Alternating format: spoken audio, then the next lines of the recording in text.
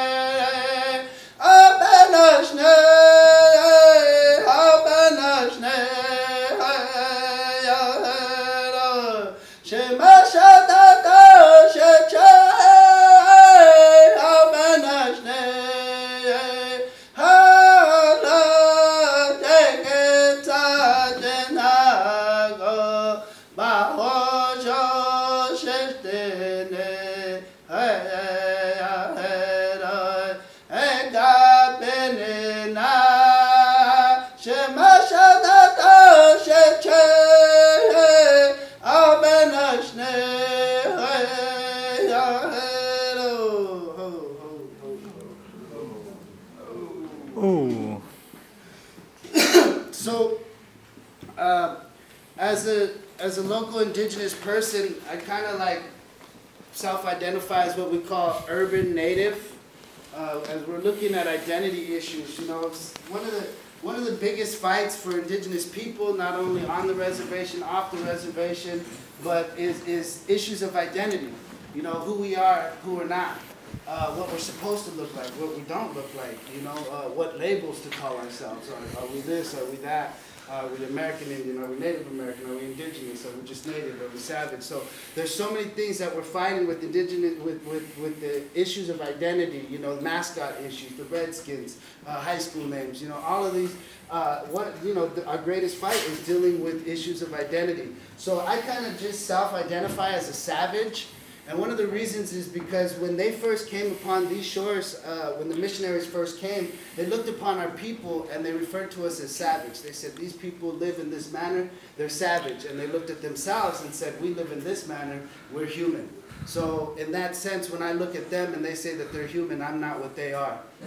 So I call myself savage. But also the term urban natives, in discussions of culture, especially with our identity, for us internally, obviously our identity is deeply rooted with our culture. And our culture is deeply rooted with our identity, which is connected to the land. But there's also a sense of self-exploitation every time we have to present ourselves, right? Because there's some type of validation that we have to give to prove that we are who we say we are. Even as we come up here and say that we're Ohlone, we still have to do our songs, we still have to do our dances, we still have to wear our identifiers to let outward people know that we are who we say we are. You know, so that's kind of one of the things that I want to discuss because, you know, like, so there's a lot of misconceptions with the identity and things that, like, especially as an Ohlone, I don't speak on behalf of all Ohlones, I just speak on behalf of myself, who is an Ohlone individual. But some of the things that we come across, right, and the struggles is, when we're fighting for land and we're talking about this, one of the most common things that I hear is basically is like, you want the white people to leave, right? Well, if we give you the land back, it's like, we want you to leave, you know, you want all the white people to leave, right? And that's absolutely not true. We want you to clean up your mess first, then go. No, the reality is that if we don't sit down and begin to have realistic conversations, right? Realistic conversations. The savage in me, yeah, absolutely. I have a song that's called Sometimes I Wonder that talks about what it's like if non-native people were gone and went back home, right? But that's not realistic. The reality is that we're all here and we have to coexist as human beings together. Right? So we have to have these conversations that don't feel really good, especially about identity, and especially about how the outward people are perceiving us and the issue of their responsibility on our identity, right? If you could understand that, right? Because it is kind of a two-way street, the responsibility of our identity. But what's happening here is that we're pretty much falling on like deaf ears. You know, we're here saying, hey, this is who we are, right? But people are still looking at us in this historical, contextualized terms. Like, I'm not Ohlone unless I'm wearing my shells. I'm not Ohlone unless I'm singing an Ohlone song. I'm not Ohlone unless, you know, I got my paint on or something. And so what I'm trying to get to is that this expectation, this outward expectation from people outside of Ohlone people, right, of like, almost like this need of like, well, you say you're Ohlone, well, validate that. What is it? Right? So this becomes very traumatizing as an Ohlone person. Like my auntie, my uhi Karina, talked about how she was raised with the knowledge that she was Ohlone, because that's what her elders told her. The same thing, my father raised me from the very moment that I was born was that I was Ohlone, so I knew that. But it was like trying to maneuver in a world where people wanted you to validate that, right? And so then that causes a lot of trauma. Then you wonder why when somebody's coming across and like, oh, what are you Indian or ooh, and then you get a fist to the face. Right? So understanding what these kind of actions, like what we as individuals impress upon people, right? How are we interacting with people, especially in indigenous people, because what is not often talked about is our trauma, right? That we've experienced generations of trauma, right? But also through all of that as individuals today, we're experiencing the effects of those traumas in our day-to-day life. What I'm talking about is like basically what was done to our ancestors, the raping, the murdering of like the Ohlone people through the mission system, that actually still exists within our community today, right? And it is manifested in a multitude of different ways, and we're not talking about that. That's actually for our community to address, but it's also for you guys to understand that we are addressing that, but that we're actually experiencing something very fucking real. Right? Something that is very real, that even the medical community, the worldwide, internationally is now looking at how to deal with mental health issues, specifically with indigenous people from an indigenous-based standpoint. And so that's the medical field is literally working in that direction now. We've been telling them since the beginning, this is how we do things. Now they're saying, oh, okay, it actually can be medically and scientifically proven. This actually works for you, what you've been saying, you've been doing all along. So, so this is actually something very real that we really have to think about when we're maneuvering in this world, when we're moving out, being allies or being accomplices, which I kind of like to hear the term accomplices rather than ally, right? Because the reality is that when we go back through our history of time, is that as human beings, we all have been suffering through some type of trauma, right? That has been passed down through these generations. The trauma begets more trauma. That's trauma going on in Europe, brought trauma over here, and the trauma is just continuing on, right?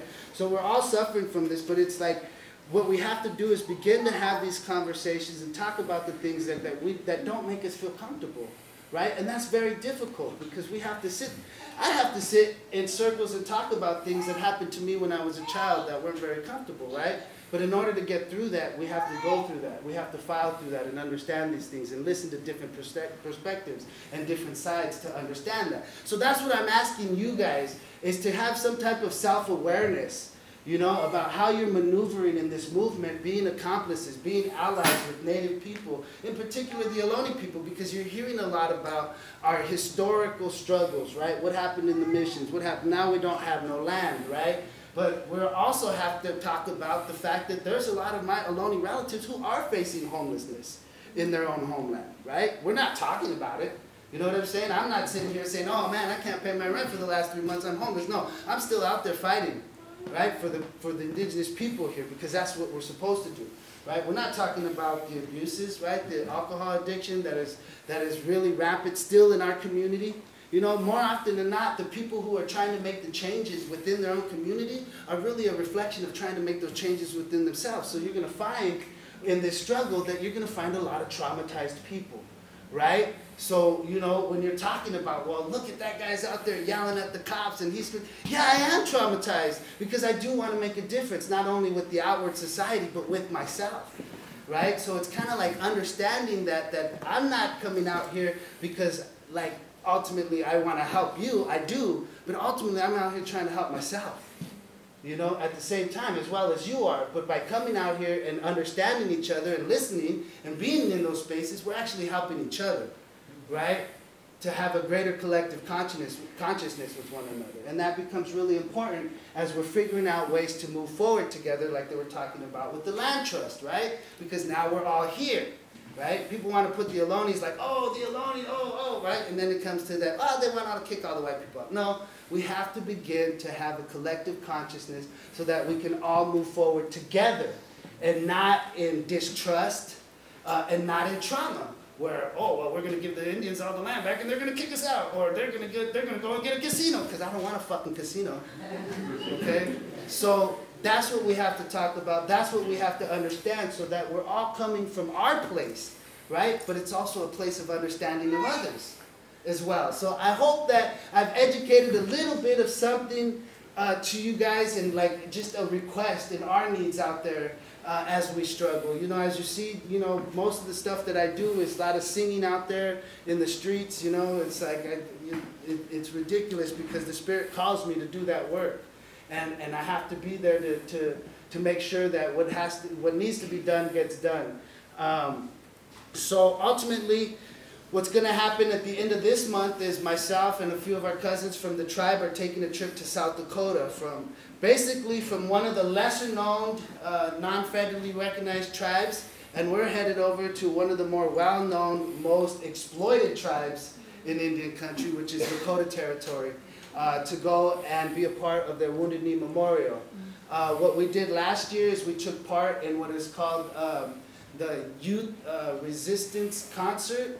And basically, I perform as Red Star, Savage Hip Hop. The band Almas Fronterizas, one of our Ramson Ohlone, Anthony is a part of, he's the bassist. And we go up there and take part of a show, and we perform for the youth in Pine Ridge, which is one of the poorest communities in this country, right? Who's also dealing with alcoholism and white clay. We also take some direct actions there at white clay while we're there during the Liberation Day festivities that are going on out there. So, Friday the 13th, February, which is, I believe, not this, is it next Friday? No. Yeah, wow, next Friday. Coming up at the Omni, 4799 Shattuck Avenue. We'll be having our benefit. It's called Urban Natives, Night of Resistance. We'll have native artists presenting their music, their art. We'll be having raffles. We'll have tamales from Oaxaca. We'll have an urban native apparel. Doors open at 7 o'clock. We're asking for donations just to help us to get over there. We're renting a van. We're trying to take a collective of warriors and artists to go perform and do our thing, but as well share our culture as Ohlone people.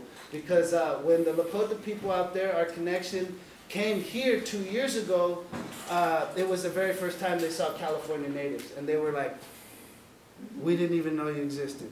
I said, well, we do exist, and we'll come to your territory. And last year we had all of those people dancing and singing.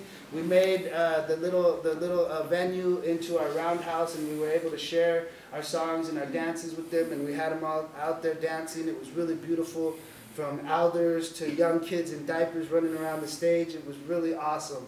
So, you know, I want to invite you all out Friday the 13th to the Omni, Urban Natives, Night of Resistance. Come through, come support us. Again, if you can't do that, you can look up my name, Wicahpiluta. I have cards, I'll give it to you. I have a GoFundMe site there to help us as well to get there. If you can't make it to the show, we'll greatly appreciate it. And again, this all goes just as we expand as indigenous people, we're rebuilding our intertribal relations, and we're breaking down this government-to-government relationship, right? Because the power is no longer being given to the tribal puppet governments or this American government. We're taking the power on our own as tribal members and recreating these old tribal relations. So thank you, Shiruru. Thank you very much. Ooh.